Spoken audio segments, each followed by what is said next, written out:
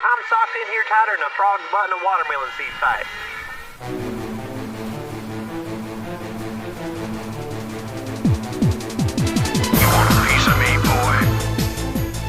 Hello there everyone, nice to meet you online English class. 여러분 만나서 정말 반갑습니다. 인생에서 가장 소중한 것이 세 가지가 있는데요. 세 가지의 금이 있다고 합니다. 첫 번째는 황금이고요. 두 번째는 소금이고요. 마지막으로 그 두 개보다 더 소중한 금은 지금이라고 합니다. 바로 옆에 가장 소중한 사람은요, 지금 바로 여러분들 옆에 있는 사람입니다. 삶은 작품처럼, 인생은 소풍처럼 멋진 하루 되시기를 진심으로 바라오며 오늘 수업을 시작하도록 하겠습니다. 오늘 같이 공부하실 주제는 알파벳 H 사운드입니다. H는 다들 아시다시피 파닉스 발음상 히읗 소리가 나죠. 네, 이렇게 우리나라 자음 중에 마지막 소리인 히읗 소리는 영어 알파벳으로는 H라고 표현을 하시면 되겠습니다. H로 시작하는 멋진 단어들 오늘 하나씩 같이 익혀가시면 좋겠네요. 자, 첫 번째 단어 보시겠습니다. H로 시작하는 멋진 단어 첫 번째는요, horizon으로 끝나는 단어입니다. H는 히읗 사운드가 난다고 하였사오니 뒤에 있는 모음인 O와 합쳐져서 호라고 하시면 되겠고요.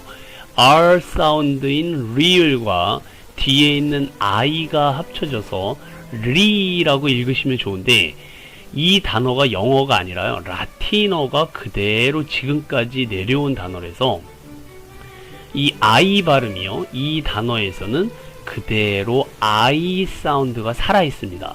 그래서 앞에 있는 리을과 합쳐지면서 라이라고 읽으시는 단어로 기억해 두셔야 돼요. 그 다음에 Z는 우리말의 지읒 사운드죠. 그리고 뒤에 on하고 합쳐져서 zone이 됩니다. zone. 그러면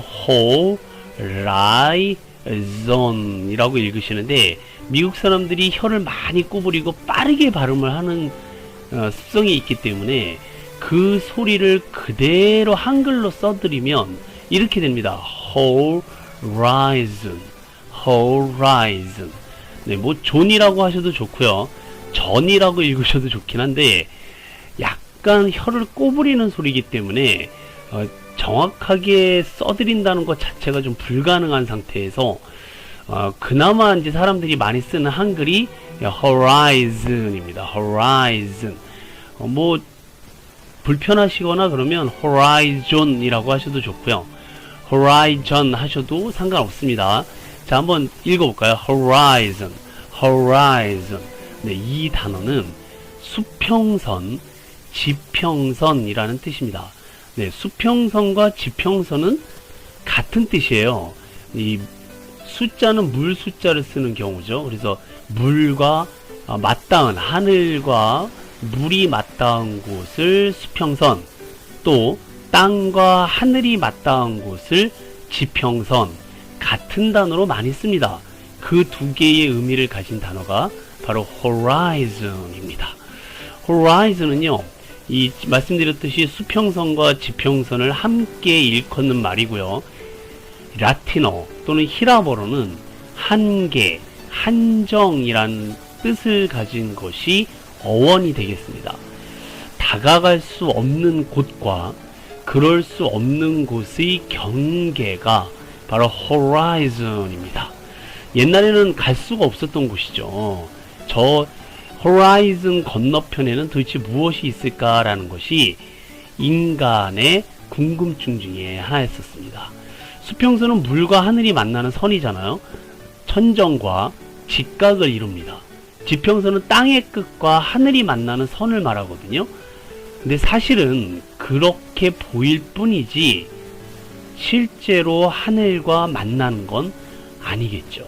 그 옛날 사람들은요, 뭐 과학기술이 그렇게 발달하지 않아서 수평선, horizon까지 갈 수 있는 방법이 없었어요. 그래서 사람들이 상상하기에 horizon 건너편으로 가게 되면 사람들이 상상할 수 없는 새로운 세계에 접하게 될 것이다.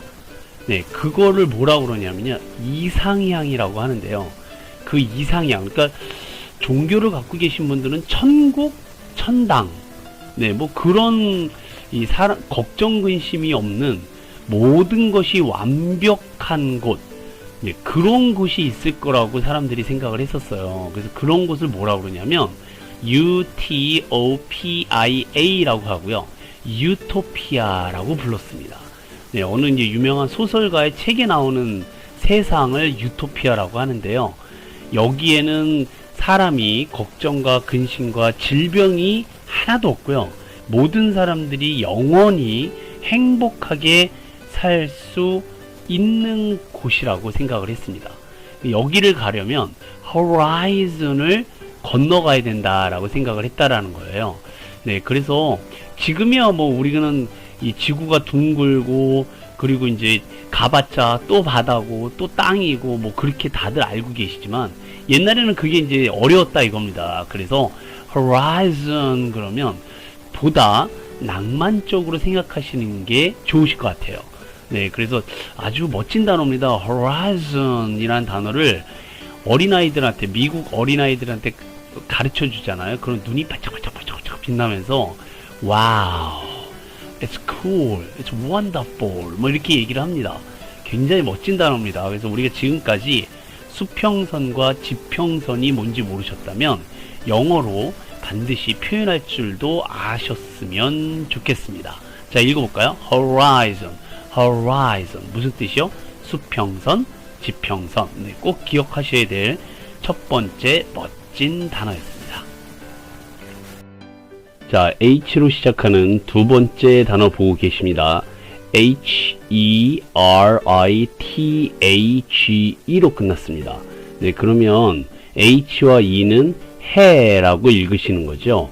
그 다음에 RI는 re입니다. 그 다음에 THE가 남았는데요. TA는 마지막에 E로 끝났기 때문에 그 앞에 있는 모음은 그대로 알파벳 이름 A라고 읽어준다 라는 규칙을 공부하신 기억이 나실 거예요. 그러면 앞에 있는 T와 합쳐져서 테이라고 읽으셔야 되는 발음이죠. 그 다음에 G 다음에 E가 오게 되면 보통 G는 지읒으로 읽어요. 그래서 G로 처리하시면 됩니다. 그러면 해, 리, 테이, G 이렇게 읽게 되죠. 그런데 이 사람들이 이 발음을 굉장히 빠르게 읽는단 말이죠. 그래서 문제가 되는 게 테인데요. TA를 빠르게 읽게 되면요, 꼭 이렇게 들립니다. heritage. 네, 이렇게 천천히 읽으면 heritage라고 읽는 게 맞아요. 그런데 하도 빠르게 읽는 소리가 있기 때문에 이걸 들리는 소리로 써드리면 heritage가 됩니다. 자, 들리는 소리를 한번 따라서 읽어보시겠습니다. heritage, heritage. 예, 뭐 약간 기분 나쁘시면 heritage라고 하셔도 다 알아듣긴 합니다. 네, 굉장히 조금 느리다라는 생각이 들죠. 자, 이 heritage의 뜻은 국가나 사회, 그런 그 문화의 유산을 heritage라고 합니다. 그러니까 자연이라든지 사회, 문화 등등 역사적으로 가치가 있는 인류의 유산이라고 하죠. 그러니까 뭐 사적이라든지 문화유산. 그러니까 쉽게 말을 해서요, 이 heritage는 이 각국을 대표하고요, 해당 국가를 상징할 수도 있어야 하고요, 보존의 가치가 있는 것들을 heritage라고 합니다. 예를 들어서 우리나라의 heritage가 무엇이 있느냐라고 누가 묻는다면 대표적으로 숭례문이 있죠. 그 다음에 석굴암, 뭐 창덕궁, 경복궁, 뭐 더 나아가 고인돌 등 그런 것들이 있습니다. 이렇게 우리나라를 대표하는, 한 나라를 대표하는 유산들을 heritage라고 생각해 주시면 되겠습니다.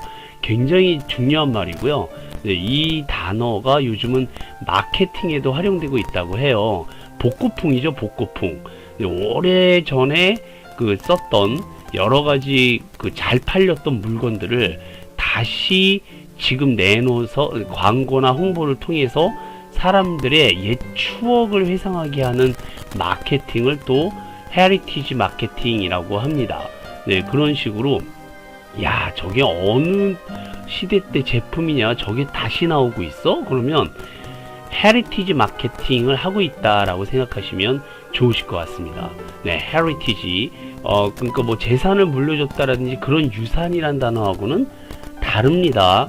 네, 그야말로 오랫동안 국가나 사회가 물려준 그런 세대적인, 시대적인 유산들을 헤리티지라고 한다라는 것, 예, 기억해 두시면 좋으실 것 같습니다. 네, 헤리티지였습니다. 자, 세 번째 H로 시작하는 멋진 단어는요, Heaven입니다. 만약에 종교를 갖고 계신 분들은요, 이 단어를 지금 알고 계셨다면 회개하셔야 됩니다. 자, Heaven으로 끝났는데요. HEA까지는 해라고 읽고요.